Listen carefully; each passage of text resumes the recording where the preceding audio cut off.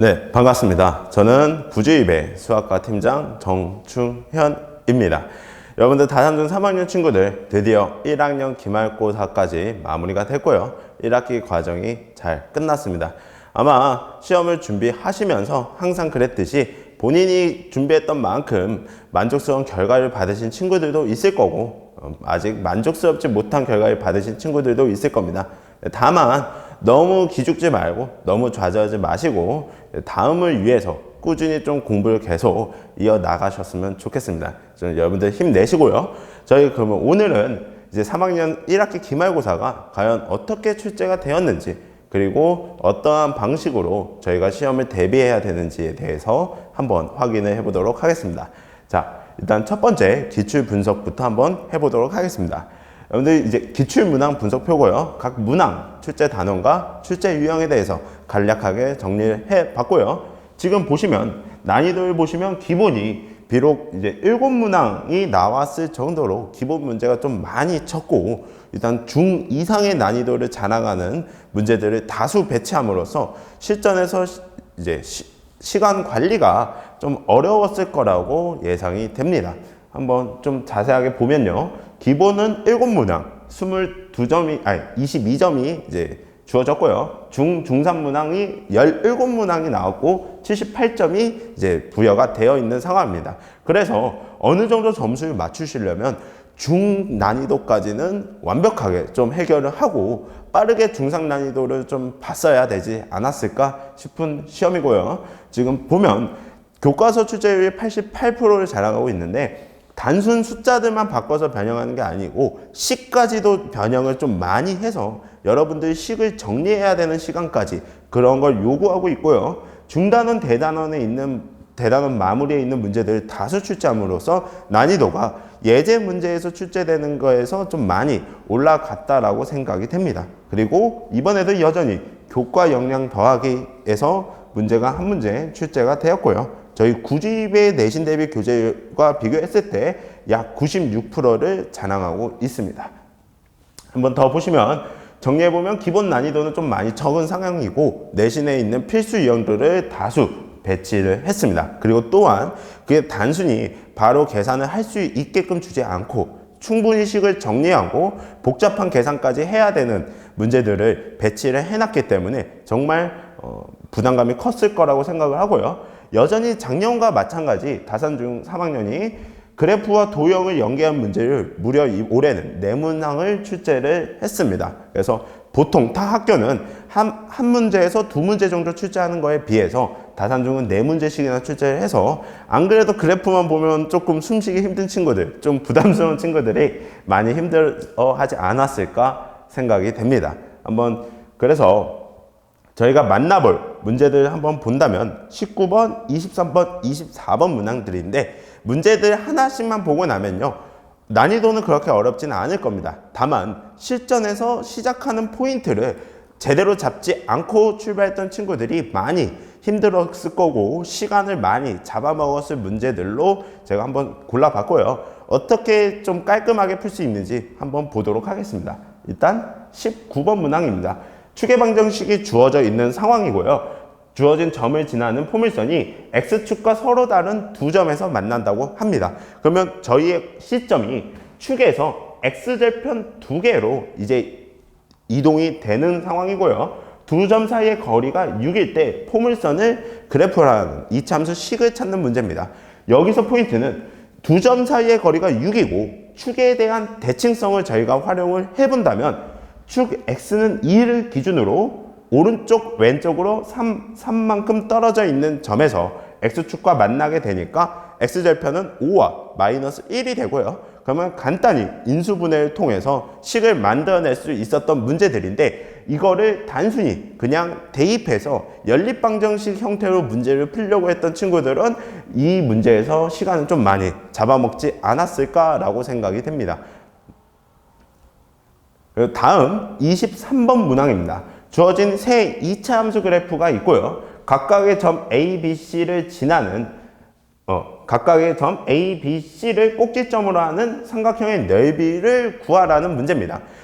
물론 이런 2차 함수 그래프로 둘러싸인 도형의 넓이를 구하는 문제들은 많이 출제가 되는데 대부분 2개의 그래프가 주어집니다. 근데 현재 여기서는 3개의 그래프가 주어져 있어서 실전에서 23번까지 왔을 때 시간이 촉박한 상황에서 조금 많이 당황을 했을 거라고 생각이 되고요. 다만 조금 더 살펴보면 다행히 새 2차 함수의 그래프가 대칭이동 관계도 아닌 오로지 단순 평행이동에 대한 관계이기 때문에 이 문제는 매우 쉬운 문제입니다.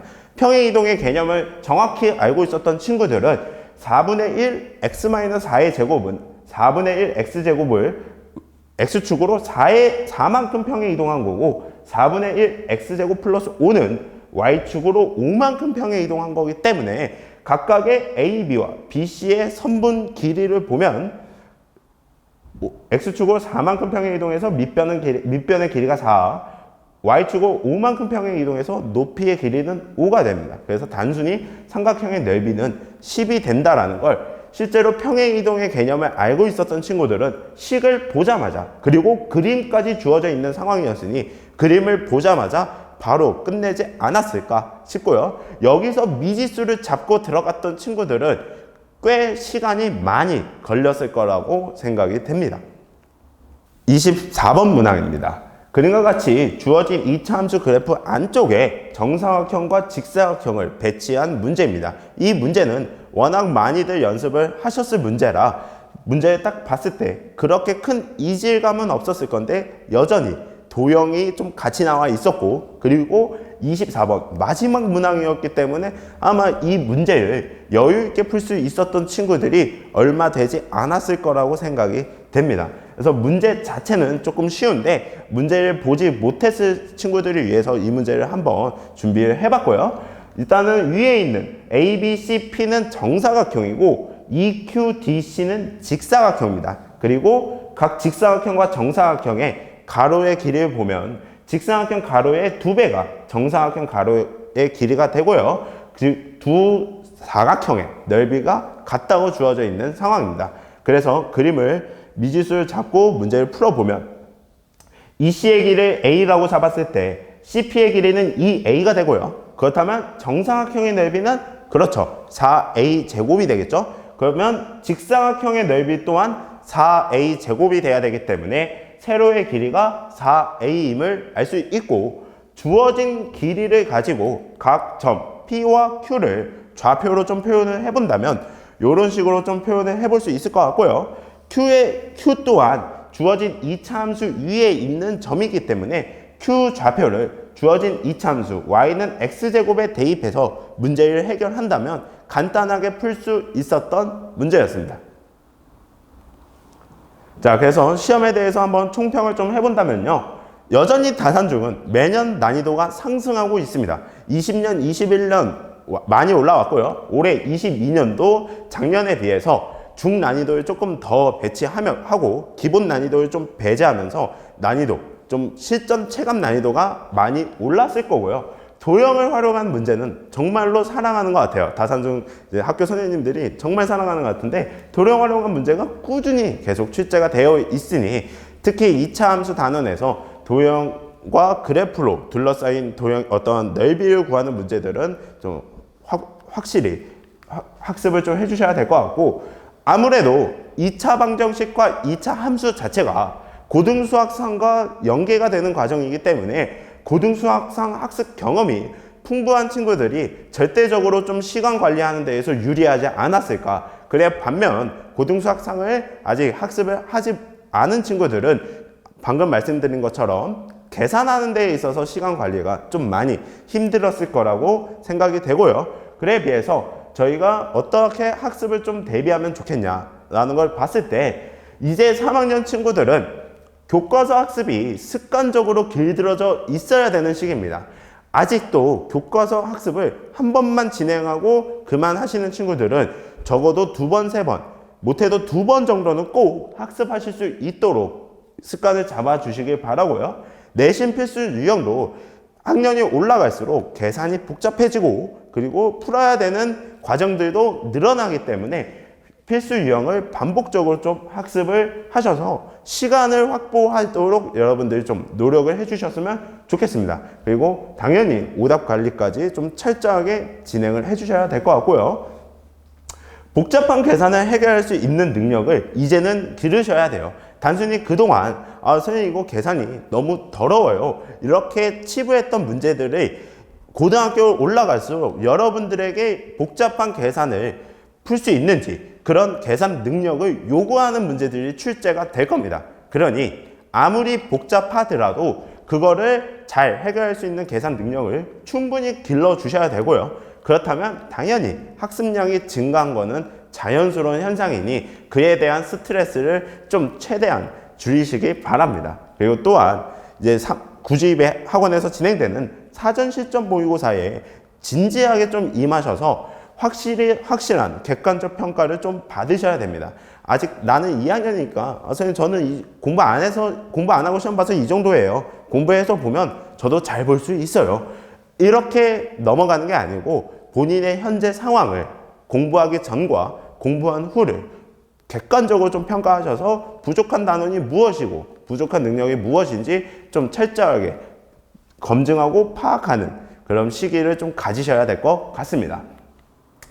자, 3학년 2학기입니다. 3학년 2학기 삼각비와 통계, 이제 도형이 여전히 들어오고요. 고등과정, 이제 수학 1 과정으로 넘어가거나 그 이상의 과정에 넘어갔을 때 이제 기본 개념이 되는 단원입니다. 그렇기 때문에 반드시 좀 학습을 3학년 2학기라고 선생님 이제 저 다 끝났어요 라고 좀 안일하게 생각하지 마시고 꼼꼼하게 좀 학습을 해주시고요. 당연히 이제는 고등수학상 학습이 필요한 시기입니다. 그래서 고등수학상 학습을 하기 위해서 1학년 과정, 아까 앞서 말씀드린 것처럼 2차 방정식과 2차 함수는 고등수학상과 그대로 연계가 되는 단원이기 때문에 반드시 좀 복습을 해주시고요.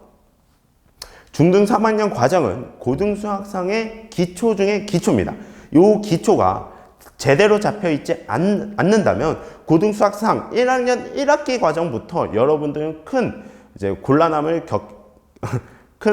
곤란함을 만나게 될 거고요. 고단하게 될 거고, 이제 사상루각이라는 사자성어가 있죠. 기본이 튼튼하지 않으면 반드시 무너지게 되어 있습니다. 그래서 꼭 이번 시험 끝난 이 시기부터 여름방학까지 3학년 1학기 과정을 꼭 복습할 수 있는 시기가 되었으면 좋겠습니다. 그리고 또한 고등수학상을 학습해야 되니까 시간이 많이 부족할 거고 엄청난 학습량이 늘어날 겁니다. 그런 프로그램들, 그런 교재들 저희 구주입에는 모든 것들이 다 준비가 되어 있으니 여러분들은 이제 공부하고자 하는 의욕, 내가 이번 여름학기는 수학에 미치겠다는 그런 열정을 준비해서 저희 구주입에서 만나도록 하겠습니다. 감사합니다.